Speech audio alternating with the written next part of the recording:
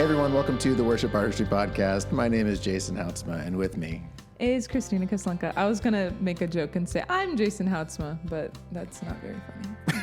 Well, thank you for sharing your unfunny joke. It was a thought I had, and I decided not to follow it. Oh my gosh. It's funny, my son Bjorn, he's always, he'll like crack a joke, and inevitably he gets a lecture about it. Not because it's like a bad joke, like a dirty joke or something. He'll like say something kind of sarcastically. Yeah. And as a parent, you're always like, don't do that. Well, it's more like, well, actually, that's not really true because, like, you have to think about people this way. And he's just like, it's just a joke. Just take it, It's Dad. just get the joke. And it's like, well, it's not very funny. Like, you have to be funnier. I tried to be funny. Well, good effort. Yep. Good effort. It works sometimes. Sometimes it falls flat. And we're definitely going to keep this. We're not going to take this out. You know what is funny? Is Jason attempting to video me singing in the office. Yeah, I wish I had a video of it. Okay, so here's the thing. We've probably talked about this on the podcast before, Yes. but Kristina, she sings kind of randomly in the office. It's not random to me because I'm constantly listening to music. So I'm just singing along to whatever is happening. With headphones on. But it is a valid thing that you would think it's weird because it's very sporadic. Right. And incomplete. Yeah, so she'll just be like, go ahead, do like an example. No, not like that. Yeah, it's kind of like that. It's long. Okay. It's usually long, a little bit longer. So I was trying to like videotape her to put on our Instagram because I'm like, this is just hilarious. She always does this, and I'd like pull up my phone, and then right as I got like right to where I was about to take it, she'd stop, and then I would put it down, and then like 2 minutes later, she'd start up again, and I'd like give it another second. I'd be like, all right, let's see if she's gonna keep going. Okay, she's going, and then as soon as I brought it up, she'd stop again. But there's no proof. Yeah. I have to Only say, attempts. you sound surprisingly great while you're wearing headphones. Have you ever played the game Headphones? I have not. Oh, I know. Okay, I know the game. I've always thought that it'd be so fun to play that game. It is. If you're not familiar with this game, I thought my friend made this up, but maybe it's out there. It's like it's on. I think someone made it up on social media, and then it got to like the talk shows or whatever. Yeah. Well, we've been playing this for years, and the idea is that you basically somebody chooses a song for you. So you're in like a group, 5, 6, however many, and they choose a song for you, and then you have to put headphones on and just sing at the top of your lungs to the song that only you can hear. And I don't think I have ever laughed as hard as I have laughed watching my friend Meredith sing No Doubt's Spiderwebs.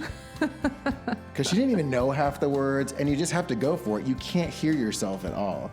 And it is the most, it is die on the ground of funny. I think it goes to, I mean, not that it's hilarious, but I think why I would be better than most, not to say I would be the best, but to say I'd be better than most it's probably true.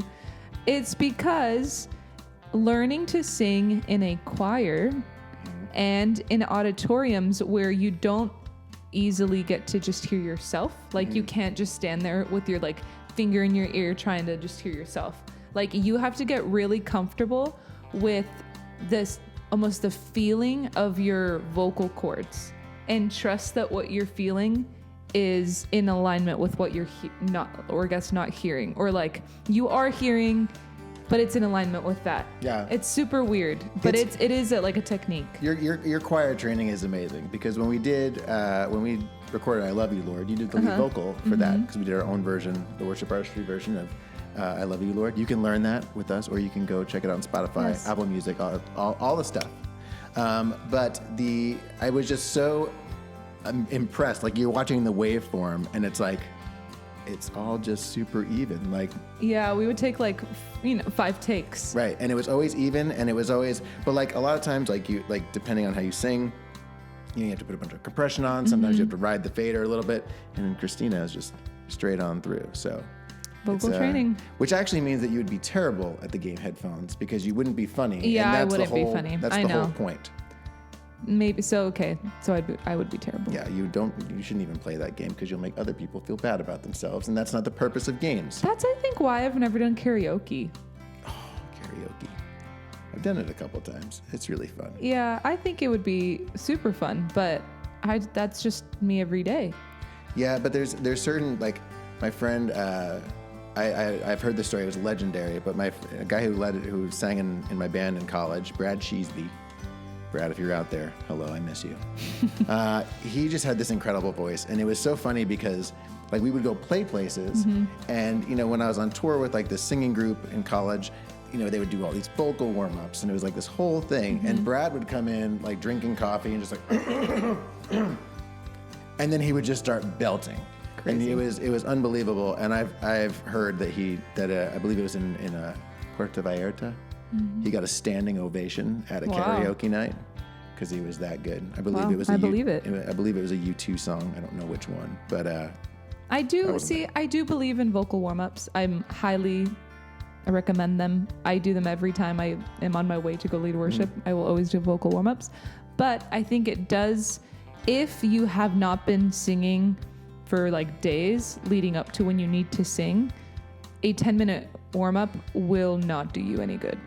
Like, it's just a matter of you needing to constantly be using your instrument, and then that 10-minute being an actual warm-up instead of like 0 to 100. Like that is 100% true. Yeah. Because I would say that you're a natural singer. Yeah, I would say that. I am not a natural singer. Like, I have to work at it all the time. But I do notice that when I am singing around the house a lot, or just practicing a lot, or like recording, it's amazing how it's like, oh, I'll just go in and sing. Yeah. And it's great. Yeah. And I mean, it's okay because it's me, but it's okay. But like, it's still not, it's not like, it's very different than if I haven't been singing for 3 weeks and then all of a sudden get out there and go, all right, I'll warm up. Like, that's just worthless. You're right. So. Yeah, no. And that's all of my like little singing that just happens throughout the day is super helpful for this, because I don't lead worship every night, but I'll have, rehearsals or something like 3 times a week. So it's so nice just to always be in tip-top shape. Yeah. Well, Kristina has a lot of little quirks like that. She sings in the office. We have like a game hour once a week, and she always starts speaking in like a British accent as soon as you start playing board games. It's a whole lot going on. And I'll sing it when it's just quiet. I'll just be singing things in relation to the game. That's true. It's true. It's very entertaining. She's like a show unto herself. You know who else is a show unto himself? Who? My friend Alan from Worship Leader Roundtable. Those guys had me on their podcast a while back, and then had a great conversation. And he and I were kind of texting after a while, and I was like, dude, we gotta have you on. I think it's important. We talk to artists. We've talked to like PhDs. We've talked to all this stuff. I think it's actually really valuable to talk to actual just boots on the ground worship leaders. Yeah, 100%. Because you can all sit around and pontificate about how things should be and this is how this works. But I think it's so just valuable to have the voice of other worship leaders. And Alan's kind of going through a transition right now. He's like moving. He's at a different church. He's kind of going through this whole thing. And so it was just kind of, we caught him in this little window of his life that I think it was just cool to kind of hear his story. So we had a great conversation. We had it quite some time ago. Like this, there's no video for this one because we had this conversation before we were recording video. That's a while. He's been in the queue, and we've had all these things because of timing and stuff. And so we finally got our friend Alan. So without further ado, Alan, welcome to the podcast. Thank you, Jason, man. It's good to see you. Good to put the face with the voice, finally, and be able to meet you face to face, even if it's over Skype or, over the phone or whatever. So I know when I was on your guys' podcast, I had like my headphone in and I was just like walking around in the rain, just like enjoying the morning walk. It's like, this is so fun. So you're the host. You're the host of the Worship Leader Roundtable, right? The podcast. Yeah. The co-host, one of the co-hosts. My other, the other guy that does this with me, his name is Chris Barger, and he's the other co-host of it. We're the ones that started it, and we've been doing it for going on 2.5 years, and been loving every minute of it. Sometimes it's hard being worship leaders and worship pastors at churches and stuff, so sometimes we have to skip weeks, and but yeah, you know how it is. yeah, I know. Well, we've always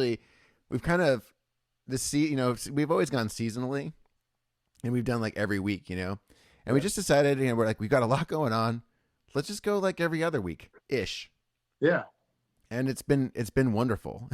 I feel like it actually has taken some of the load off and just makes it so enjoyable when we get to do stuff, and helps us get out ahead a little bit more. Because putting a podcast together is not a joke. Oh no, it's less stressful doing it every other week, and I think we're actually gonna cut back to even further once a month. I think because things are getting crazy. I'm moving, and Anyway. Yeah. So you're making you were just talking about how you're making a move. You've been a part-time worship pastor, and you guys are like moving states, right? Yeah. Moving to a full-time church. Like what? Tell me a little bit about how has that come about? I think sometimes as worship pastors, as anybody, right, we can get kind of locked in one space, and we're just like, yep, this is the future. This is what's happening. And how did you start kind of knowing like, yeah, you know what, it might be time to do something different? Yeah. I've always been, for a long time, a full-time worship pastor, except for the last year and a half. I made a transition and was kind of going through some things with my previous church, and the church I'm at currently right now is Grace Church in Southern Pines, but I'm about to move to Silverdale Baptist in Chattanooga, Tennessee. But Grace was really good, kind of almost like a healing place. They just said, hey, come on over here and we'll help you get through whatever issue it is that you're trying to get through. And they've been great, but it just kind of came down to, hey, I need to do this full time. God's always called me to be a worship leader, and fortunately, I've always been able to be full time, except for this last year and a half. So God kind of got a hold of me, and the reason and how this came about was my father-in-law, who lives in Cleveland, Tennessee, about 15 minutes from Chattanooga, where we're moving. Texted me the position, and I went on, filled out everything, gave him my resume, and just I just got a email from him. Hey, we love this, man. Let's talk more about this, and that's how it came about. But I've always felt like I'm always being called to be in full-time ministry. Mm-hmm. It's kind of sorry, my cat. Is right here. I know my cat is not in here today, but if she was, she would be in my lap right now. Because if I'm ever trying to work on something, she decides, no, you're here to work on me. Exactly. You're here to pet me. Yeah. But yeah, that's how it came about. So yeah. So there's a couple things I want to go into in there. It's funny, a lot of people in ministry, right? You were like, oh, I was kind of going through something in another church, and sometimes we get the idea that like ministry should be like, it should be above that, right? Yeah. Like it should be kind of above what's like, we're God's kingdom, man. We're all trying to serve God, and I think most of us, if we've lived life at all, we've got plenty of scars. If we've done ministry for any amount of time, there's always a good amount of wounds and scars, and it makes us who it is. Like you said, it was a healing place for you to come to this other place. Like, what were some of the things that were healing to you? How did this feel like a place to land for a little bit?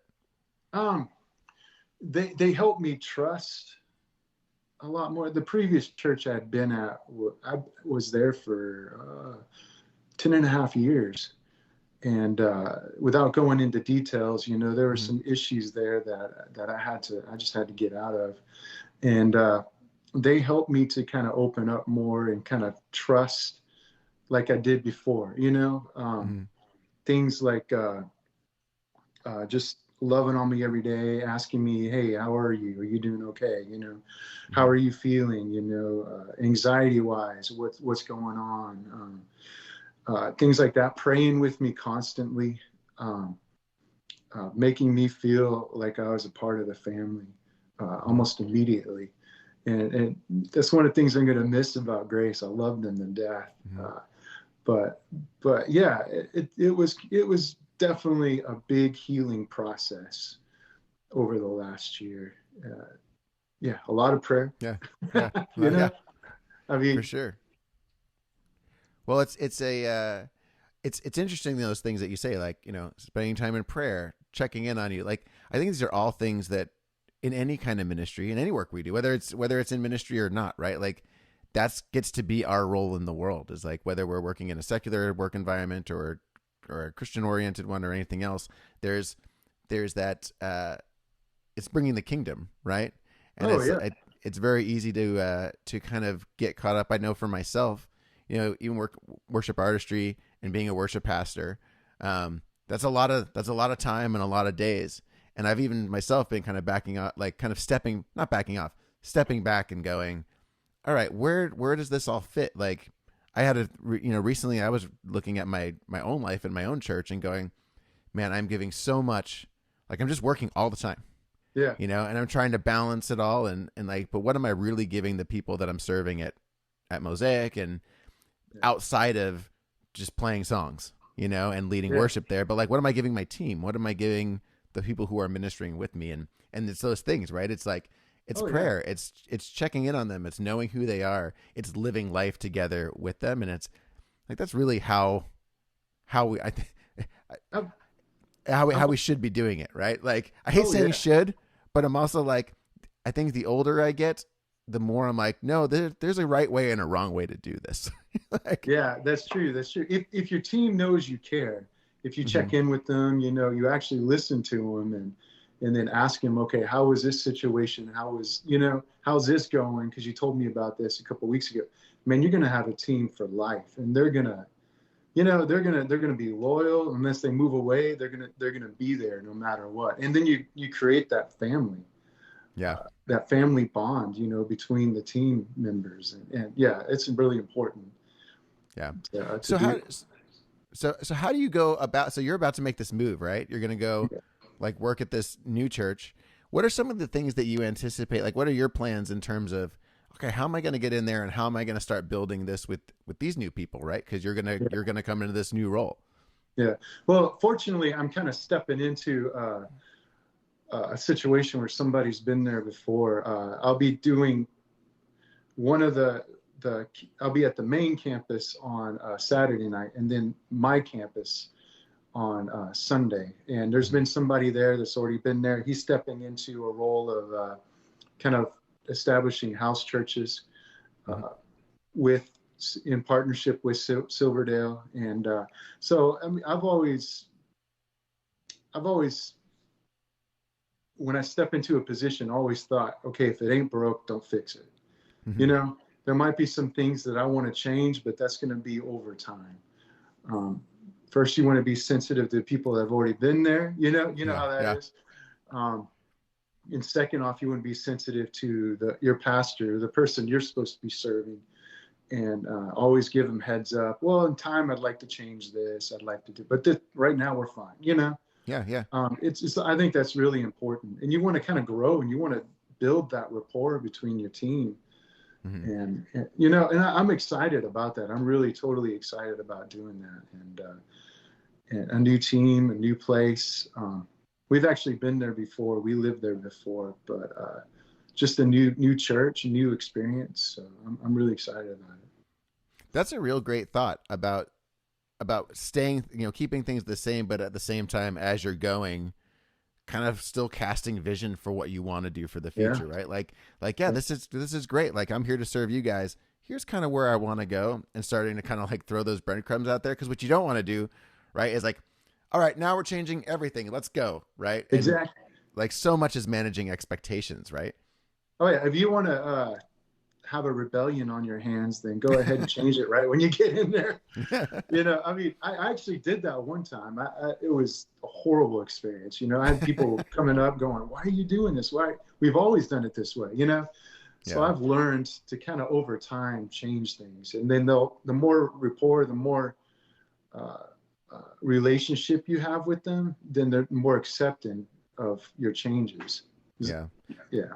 One of the greatest regrets of my life, and it was just due to inexperience, but I came on staff at a church, and I was the assistant worship pastor, and there was a team of guys who had been at this church for a really long time, and me and the worship pastor he was relatively new. I was, brand new into this thing, and I'd been at the church for a while. I'd been playing, but these older guys have been playing there for like 20 years. And, there was kind of this move to like, well, we want to do this. We want to change this. This is what we want to do. And we were trying to roll that in. But like one of the greatest regrets I ever have is that I kind of had already decided who these guys were instead of just being like, hey man, let's go out. Let's go out and get some coffee. Let's spend some time together. Yeah. Like, this is what we're trying to do, but tell me what you've been doing. Like I was too immature. I just didn't know, and I look back and I'm just like, it could have gone so far it could have like mitigated so much strife of that's not what we're doing. That's not what we're doing. And like, well, yeah, it is. Like I've been here a long time, young whippersnapper, like, I think it just could have changed so much. But you're thankful for that though, because now those experiences right there. Yeah, for sure. But I'm already starting to build a rapport with team members. Anybody who knows me knows that I'm a huge soccer fan and I love soccer. So we got a soccer team out there, and there's some people on the praise team that love soccer too. So we're going to go see some games and, just kind of build that community, that relationship up. And Do you play soccer? I did when I was in college, but not anymore. I was going to say, you could get like a church league going, get super competitive, just basically destroy all the relationships right off the bat. Yeah. Screaming at each other on the field, Break arms, yeah. Yeah, just, dude, you totally tripped me. I did, What, you're the worship pastor, stuff like that. We can be many things. Yeah. So I wanted to talk to you about Worship Leader Roundtable. I think it's such an interesting idea. For us, even on the Worship Artistry podcast last season, we decided to really more just kind of dig into conversations with worship pastors, like yourself. I think, and it was just fascinating. It's like every single interview, while it might not have been that famous person that everybody knew, I was just like, there's so much good stuff in this. What led you to actually to wanting to like sit down with other worship pastors and other people in worship ministry and get to sit down with them and kind of piece out what it is to do worship? How it started was a buddy of mine. His name is Danny Bueller. He's our producer. He's the guy that does all the producing, the sound stuff. He came to me, and he was a member of my church at my previous church, and was just like, hey, why don't you get a couple of worship leaders together from the Fayetteville area, start talking. There's got to be so much wisdom between all you guys that people can benefit from, sit down as a group around a table. Secret is our table isn't round, it's square, but But I mean, worship leader square table wasn't. It just didn't quite. It doesn't roll off the tongue. It doesn't work, Round table, King Arthur, whatever. But he's like, why don't you start this? I'll help you with it, and I'll produce it, and I think this would be a great thing, And at first, I was kind of like, I don't know, because there's other podcasts out there. You guys have been out there. I think Worship Online was doing one too, and was it Worship Props or something like that? Yeah. There's a ton of them out there, and I was just like, well, I don't want to add to, because I enjoy Worship Artistry podcast. I enjoy the other ones too. I don't want to invade any territory. Well, we're all super territorial. We're all super territorial, and we come after anyone who tries to teach worship besides us.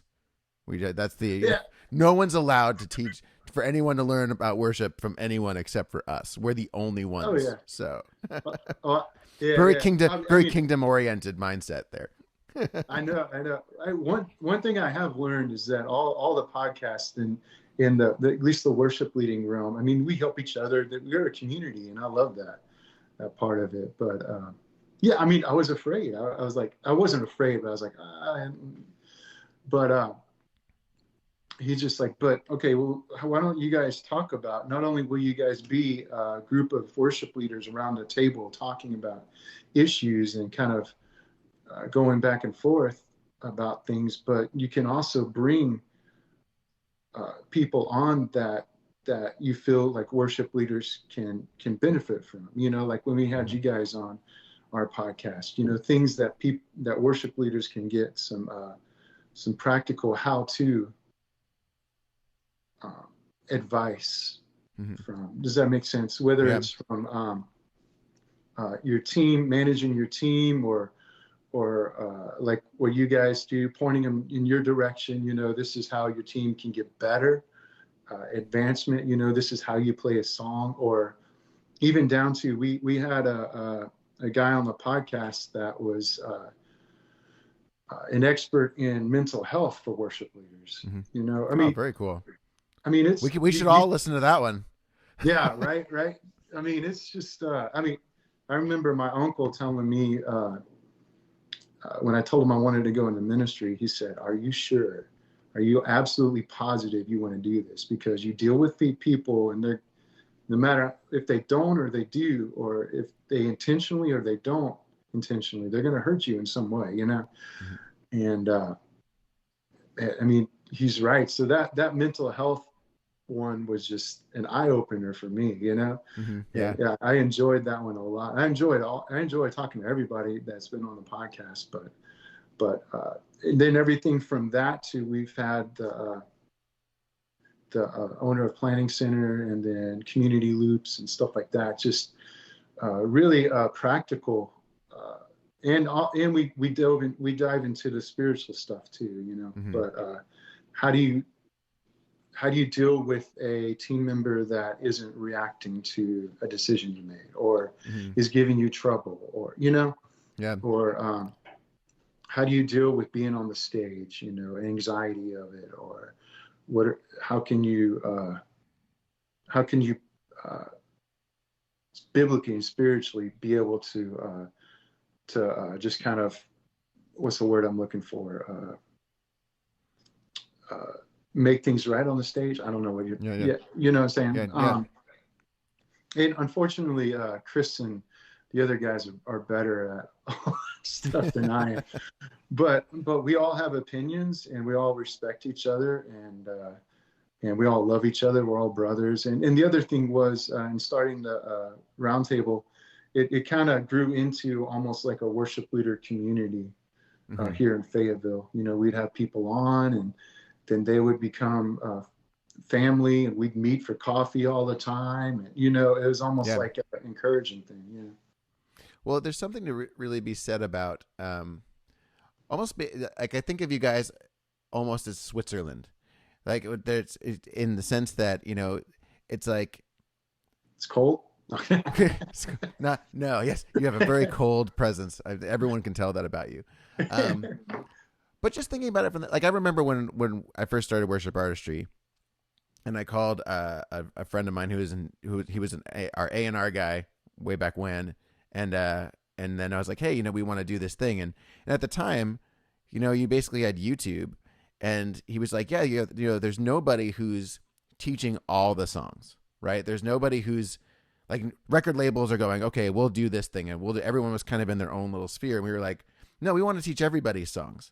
You know, like, and so there wasn't a motivation behind, well, the reason why we're pushing this song is because it's my song and I want to push it out there. And so, you know, we were just like, we want to just serve in this way, you know? And I think, you know, you guys in the same way, you know, you're talking about like, okay, there's all the guys that you've had on, and it's like, you're trying to equip the worship leaders. And it's like, we have that same heart too, right? But we very much have a vein that we're in, where we educate with tutorials. Like, obviously we have a worship artistry perspective.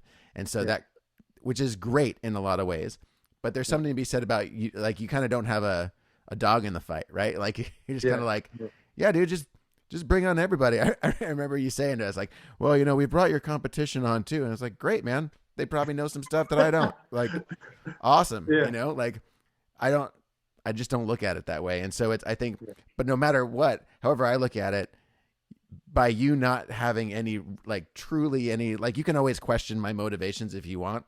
I can't question yours because you're not getting anything out of it except to just grow one another. Right. And I think that's I think that's an important thing to have. I agree. And I've, in doing this, you know, I've developed relationships with you, you know, with almost everybody on the podcast, you know, but man, it's just a great community. I mean, it's opened my eyes to a lot of things, and just Christians wanting to serve and help other Christians. And it's just, that sounded cliche, but you know, it's really cool. It's really good. I was actually last night, and I will highly recommend this. I just watched the new Tony Hawk documentary that's on HBO, Until the Wheels Fall Off. I loved it. So I started watching it, and I was like, no, my kids have to watch this, because there's this scene in it where, like, the opening scene of it is him just trying this trick over and over and just falling and getting so mad, and like they just really kind of take you into it. But one of the things that they talked about was how they're like, you know, skateboarding. One of the guys said, you know, skateboarding was one of the only sports out there where your competition is genuinely cheering you on. Yeah. You know, is like looking at where they're really like, come on, man, I want you to hit this. Like, I know you'll beat me if you do, but I want to see you do it. You know? Yeah. And I was like, man, that is the perspective of what a worship team should have. That's this perspective of how business should be. It's what churches should be, right? Like, a lot of times churches get really like territorial, right? Like, these are our people, this is our thing, you know, rather than just being like, no, we want you to win and we want to win. Like, we all want to win, you know? And so I think the spirit of what you guys is doing is amazing. What do you think are, over your time doing this, what are some things that tend to keep coming up? Like, what are things that always bubble to the surface that you're like, man, everybody deals with these things in some way, right? Like, 'cause we all have skill. We all have things that's like, oh, this guy's really good at organization, and that's not a struggle for him. Or she's really good at singing, right? And so, like, that's not a struggle for her. What are some things that you're like, man, everybody has some version of these issues? Yeah, man, that's a good question. I would have to say, just trying to keep your team motivated. Mm-hmm. Trying to not only spiritually motivate them, but also motivate their talent, trying to get them better and better and better. The other thing is, we live in Fayetteville, North Carolina, so there's Fort Bragg right next to us. So we have a constant influx of people that come in and come out every 2 to 3 years.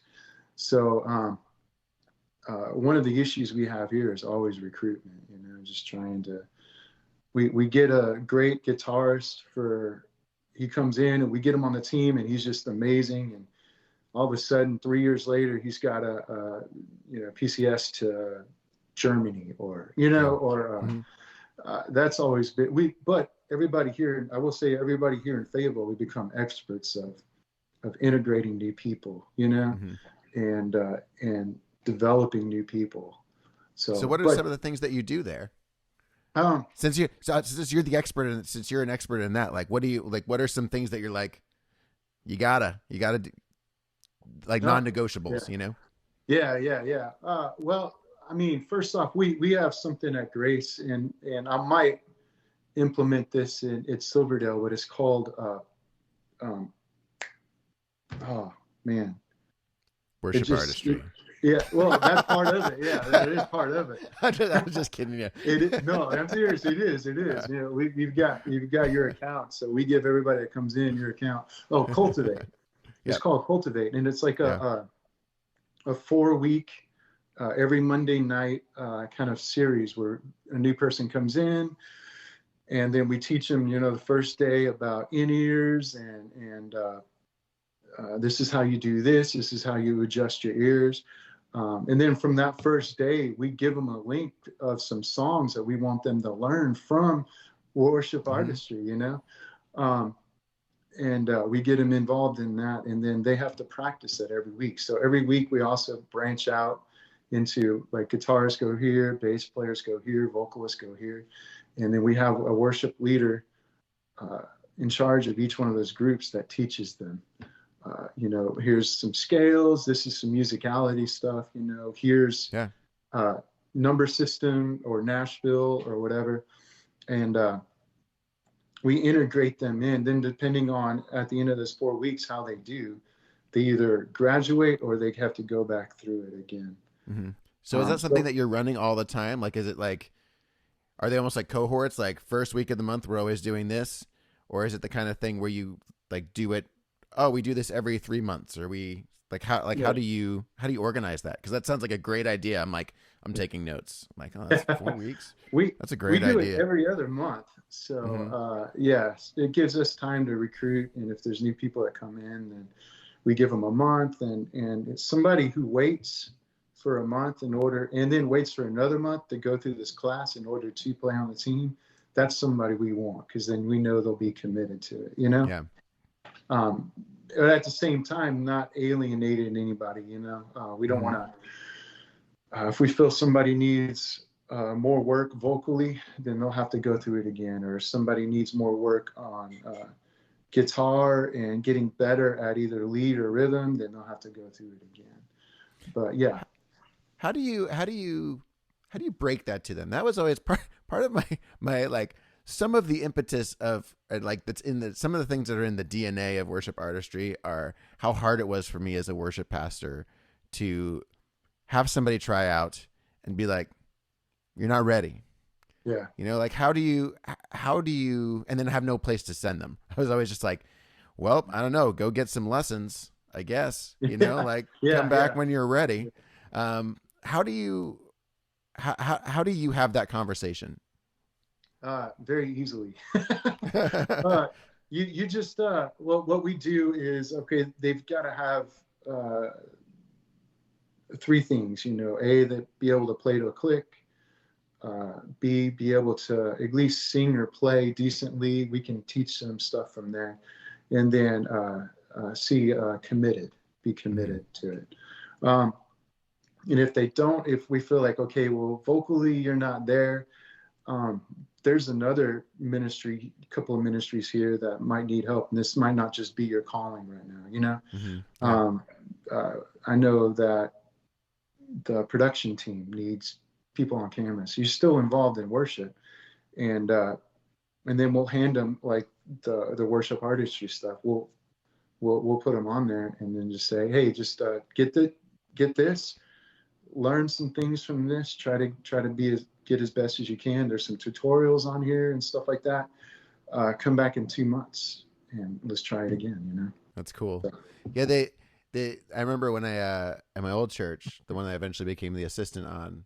I had rolled in from college and I'd gotten to play with a lot of people at that point. Like my school was very involved in music ministry. I traveled all over, and I remember coming to the worship pastor and being like, hey, and I wasn't like, like aggressive about it, but just kind of like, hey, I can play guitar. I'd love to play on the worship team. He was like, cool. We need help at the soundboard.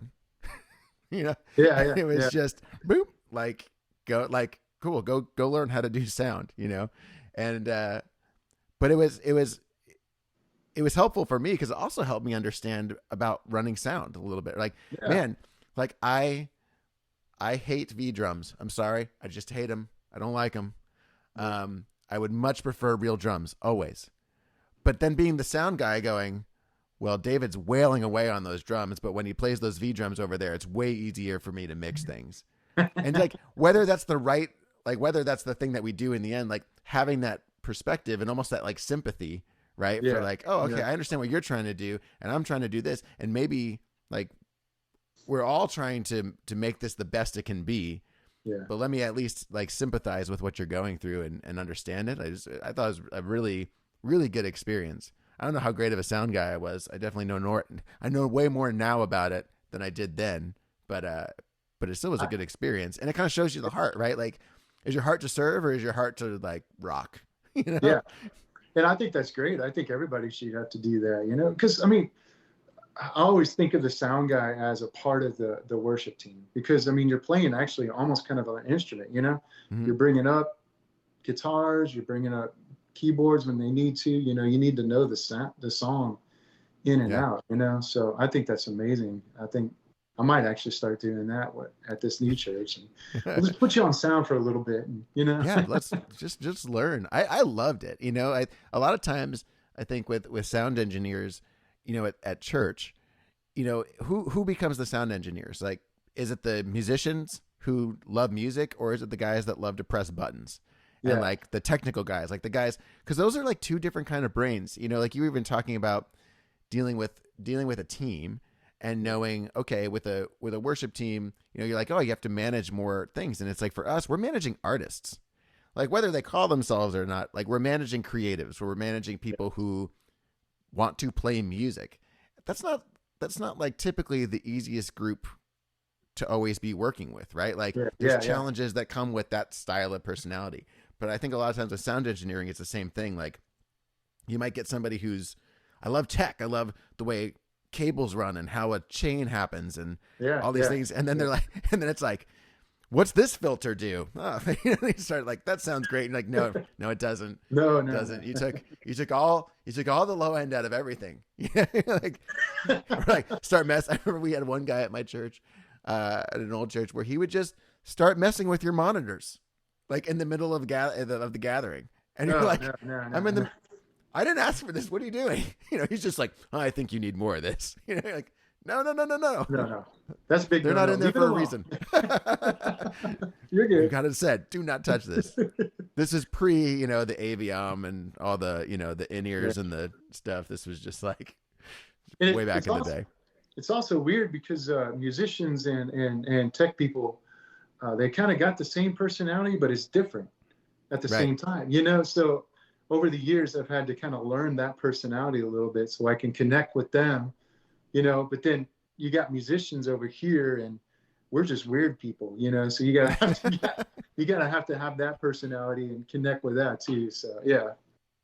But. Yeah, it's always a challenge. I always tell, I've always been very intentional about any time. Now my church is weird, man. I'm running sound and leading at the same time because I would go to a small church, so I've got a little board right there, and it's like, all right, everything's pretty much set.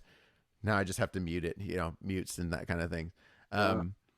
But, you know, I've always been like, man, that sound person is your buddy, you know, you should be their best friend because, you know, because they have this knob on there that we always called it the suck knob, and they can just turn that up and you can sound terrible. Like, and you always want to compliment your sound guy. You always want to, you know, buy him stuff, you know, get it. Yeah.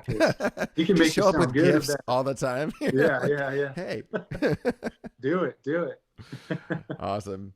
Well, so I wanted to ask you about this a little bit. I know that you also write songs for your church, right? And I'm curious about why do you do that? Why is songwriting a part of what you do as a worship pastor? I've always written songs since I was young. When I started playing guitar when I was young, and I won't tell you how old I am. I know you know, but I'm not going to tell everybody else how old I am. But it was always just something I gravitated toward. You know, I just really enjoyed putting words to music. I do it opposite than everybody else. I do the music, then the words. And but I've always enjoyed that. Just not only that, but just stuff that's come out of me, you know, things in my life where, it's therapeutic. You know, everybody knows that, and it truly is. It's really therapeutic. From everything from moving churches to getting married to my wife, you know, and her health issues and stuff. I've always gravitated toward getting that stuff out in writing. And then when God finally got a hold of my life and he pointed me toward being a worship leader, it was almost kind of a natural thing. Okay, well, I'm going to write songs about God that the church can sing. I don't care if I get money from them. I don't care about this. I don't care. As long as I serve and people can use these songs and they impact them, and these songs impact people in some way, whether it's just a lyric in a song and that reminds them of this, or it's something that sticks in their head, during work or something to help them to have grace for people or bosses or whatnot, Yeah. um, then that I'm good with that. And that's always something I've always gravitated. I've studied, I won't say I studied in my own way, not going to school or anything, but just great songwriters, I don't know if I can mention like Rob Thomas and Sure. You can mention anybody you want. We don't all listen to the same music. It's fine. Rob Thomas, Sean Mullins, people that I've listened to a lot, over the years, and even though Rob Thomas is kind of pop, I mean, he's a great writer. If you listen, if you look at his stuff, it's amazing. And the way that I've always been interested in the ups and downs of a song, chorus always needs to be more energetic, and the verse needs to be kind of down here, but still melodic. And, so it's always been a journey and super interesting to always write. Yeah. I've got a ton of notebooks that the songs probably will never see the light of day because I don't like them. Then I've got notebooks that I'm just like, yeah, I'm gonna record this, or I have recorded this, or And then writing with people, I've got a lot of friends,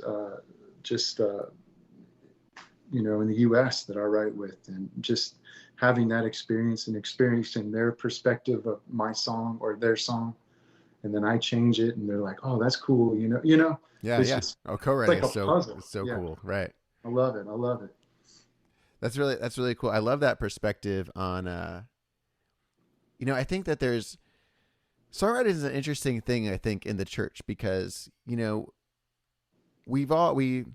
that thing. Like I think back to when 10, 15 years ago for me. There's kind of like this draw towards trying to write for the church, right? So trying to write I think it's so often that we have, whether I say it or not, there's like this intentional, like, man, I want to write songs because I want that song to be a big song. Right. Yeah, and that's what I wanted to do. Right. And, years ago, it felt like God really like beat me up on that a little bit. Just like, I don't want you to write songs for the church. I want you to write songs for your church. Yeah. And really changed my heart in a lot of ways. And would it be amazing if somebody picked up a song I did and it went outside my own church? Sure. But like, I think there's so much value to be brought from writing for our own church, for the people that we minister to every day, and having that be the end game, having that be something that it's like, what, that's all I want to do. And if this can minister to that one person, if I can write a song with somebody in my congregation in mind, and that be a service to them, that be something that serves them and is like a hospitable thing to them. Yeah. I just think that's a really, really valuable thing. Yeah. I wish more worship pastors would write songs like you do, like that, write in that way. And it's like, okay, I want to share this with these people, and wow, how amazing it is that it can have this ministry. I think it's incredibly valuable. I think you got to remember that whether you're worship leading or you're writing a song, the purpose of you doing that. Well, what's the purpose of a worship leader, right? To serve people, right? Not just, we're up there leading them in worship, but there's the word leading. We're serving them. We're leading them into worship, Same with songwriting, what's the purpose of writing a song? It's to lead, it's to serve these people, to help them gain something from that hopefully God can use to change their lives, So, Yeah. Approaching it from that heart, I think can make such a difference in a church community, Yeah. Love to see more of that in the world. Awesome. Well, hey man, Alan, it's so good to talk with you. I think it's so enjoyable for me to just talk to worship pastors around the country, around my town. Like, I think that it's the more that we can get that going in our sphere, we're not doing it alone. We're not living in this little silo. We're not doing it alone. And you guys, I think your podcast, Worship Leader Roundtable, is, I really enjoyed it. I really enjoyed being on it, and you guys all have like great personalities, and I feel like you have a good camaraderie and a good rapport going, and it's just really enjoyable to listen to. And what more do I want out of a podcast? I get to listen to that and learn some stuff, and I just appreciate your heart as a minister to the church. It's really powerful. Thank you so much. Appreciate it. God's good, man. That's all I can say. Well, hey, be blessed in your new position, and we'll just pray that the doors open for you, and you build good community there, and I'm sure you'll do amazing. But huge life change. Thanks for taking the time to jump in on a podcast while you're in the middle of moving and getting ready to roll. Oh, no problem. It was my pleasure. It was my honor to do it. So it was awesome. So thank you. Alan. Alan. Is that the gopher? It is the gopher. The talking gopher. If you have never seen the talking gopher, just look up Alan Gopher, and you will see this beautiful, beautiful video of a gopher screaming, but the voiceover it being him screaming Alan, and it lives rent free in my mind. It never gets old. If I hear anyone named Alan, that is the first thing that goes through my mind, and I'm sorry. While we're talking about that, you know what else you should look up right away? If you because you said rent free. There's somebody that is translating the gospel into Gen Z. Oh, that's beautiful. On TikTok, that is unbelievable. And it's kind of funny. And, maybe you have to be around, maybe you have to work in an office with somebody who uses this kind of language to really make it work. But, not 100% of the time, but I am partially Gen Z. Yes, it's very funny. I don't know what it's called. So I'm a useless old man. I'm a useless Gen Xer. Just sitting here I don't know, you go find it. But you can find it. It's hilarious. There. It's on TikTok, I think. Yes. If you want to be with the times of the youngins, I recommend you listen to it or find it or read it or whatever it is. Just watch it. I'm a little embarrassed because there was one thing that they said in it that I was like, I'm going to need to look that up. I don't know what that means. I need a translation for this. Oh, it was John the Baptist who had no drip. Oh, yeah. What does that mean? No drip means that he didn't have a good outfit on, or he didn't have good clothes. That's exactly what I thought it meant. Oh. Yeah, drip is okay. I don't always get these things right. Okay. I also am just surrounded by a lot more truer Gen Zers. And from what I understand, drip is having clothing. This is a poor explanation. It's not just having clothing. It's having unique and maybe even luxurious clothing. Oh, okay. Or accessory pieces. Well, John the Baptist did not. He had no drip. He had no drip. I get it now. It makes sense. I used some of the things that I learned from listening to you. I was chaperoning my son's ski trip, and I was on the lift with these couple middle school girls, and I was just like, all right, girls, middle school, spill the tea. What do we got going on? Spill the tea. I said that, and they were just they just unloaded on me. They told me all the things. You just see, if you want to have relationship with Gen Zers, you have to speak their language. Spill the tea. Spill the tea. It works. What's the tea? But you have to say it in the way where you're that it's not cool, and it's also that it's not cool that you're saying it. Yeah. You're I understand I'm too old to say this, but you get this is me reaching out. I'm trying my best. Right. Well, if you want to try your best, if you want to bring your best, yes, you should hit up worshipartistry.com. Get ready for Easter. It's coming up. You can get a 21-day free trial where you can get over 600 detailed song tutorials of I wouldn't say all the genres, but many different artists, many different. I was looking at the other day. I mean, we have 50 different artists or something. I mean, it's pretty significant. We try to be pretty well versed. Yeah. I will tell you, we've done some Maverick City. We don't do a lot of gospel, mainly because we're not good enough to play gospel, I think. Gospel is another level. It is another level. Sydney could play some gospel drums. We should have him do a class on that. We should. He can throw down.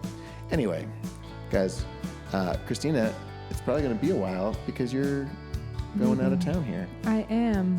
So we'll take a short break with our podcast for about a month. We'll see. We're not going to commit to anything. Yeah, not yet. Probably about a month. It won't be that long. It won't be. But I will be, I'm heading off to South Africa, actually, which is really cool. South Africa. Say Africa. Africa. South Africa. Wow, I'm really excited. I'm going with a with a team of students from Bible college, and we are going to do missions. I actually have no idea what our itinerary holds, which is That's an adventure. it's going to be an adventure for sure. But I'm very, very excited. And then venturing off into Europe for a bit, and also doing some ministry in churches and leading worship. But I'm very excited. This is kind of the cost of having such an awesome marketing person, is that they go and they world travel. But then they come back. They come back, and also before they leave, you found out that they have prepared everything that you need for the next month, and you're like, oh, how about that? Jason was worried, and I was like, Jason, have no fear. I'm a worrier. I'm a little bit of, actually, no, I'm not. That's not true. I'm not a worrier. I'm not going to proclaim that over myself. No, I'm really not. I mean, you were for a split second worried here. Yeah, I was like shifting. We had a little bit of miscommunication. A little bit. I was shifting paradigms in real time. Yes. So that's, But I was prepared. Yeah. And we had everything. But all that to say, we will see you soon. Maybe not as soon as we have before, but we will see you soon. Probably before Easter, right? Hopefully. I don't even know when Easter is. I'm so focused on return. Getting everything ready for Easter. We'll be back before Easter. Yes. See you then. Decided.